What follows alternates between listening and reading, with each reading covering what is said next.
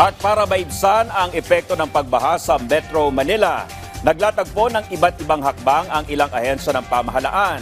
Kabilang narito ang Comprehensive Drainage Master Plan at ang relokasyon ng mga nakatira malapit sa mga daluyan ng tubig. Yan ang ulat ni Bernard Ferrer. Dahil sa madalas sa pag-ulan, mas madalas na rin ang pagbaha sa iba't ibang bahagi ng Metro Manila.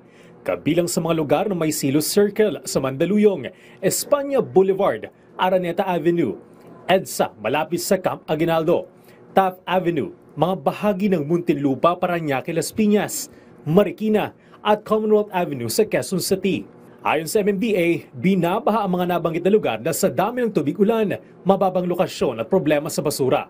Bilang tugon, naglatag na ng mga hakbang ang MMDA at Department of Public Works and Highways upang maibsan ang epekto ng pagbaha.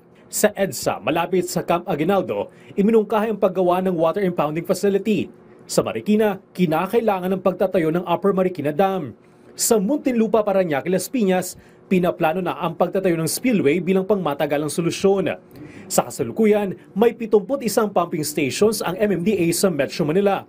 6 sa mga ito ang natapos ng i-rehabilitate tulad ng Balut, Vitas, Labasan, Paco, Makati at Santa Clara. Patuloy ring isinasailalim sa rehabilitasyon ang 20 pumping stations habang 4 naman ang kasalukuyang ginagawa. Pag natapos ito, may expect po natin na kung hindi man completely mawala yung baha, ay hindi po tataas. Kasi nga po, itong mga pumping stations po na ginagawa at nire-rehabilitate ay para mabilis mailabas yung tubig from Metro Manila papunta doon sa mga major tributaries po natin. Kasalukuyang inaayos ang navigation gates sa Navotas bilang bahagi ng flood control measures. Regular ding nagsasagawa ang MMDA ng declogging, dredging at desilting sa mga kanal at ilog. Nakikipagpulong na rin ang MMDA sa mga local government units sa Metro Manila upang mas mapagtuunan ang mga issue sa drainage system.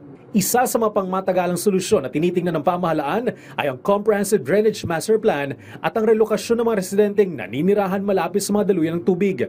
Tiniyak ng MMDA ang kanilang kahandaan sa madalas sa pag-ulan at pagbaha sa Metro Manila.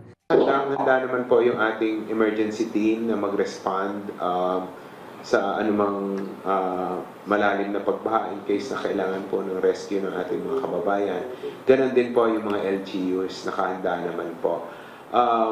May enough equipment naman tayo to do that. At yun naman po sa pagbaha, again, nag-preposition na po tayo ng mga ating mga tauhan. Muling nanawagan ng MMDA sa publiko na iwasan ang bastang pagtatapon ng basura at sumunod sa waste segregation upang maiwasan ang mas malalang pagbaha. Bernard Ferrer para sa Pambansang TV sa Bagong Pilipinas.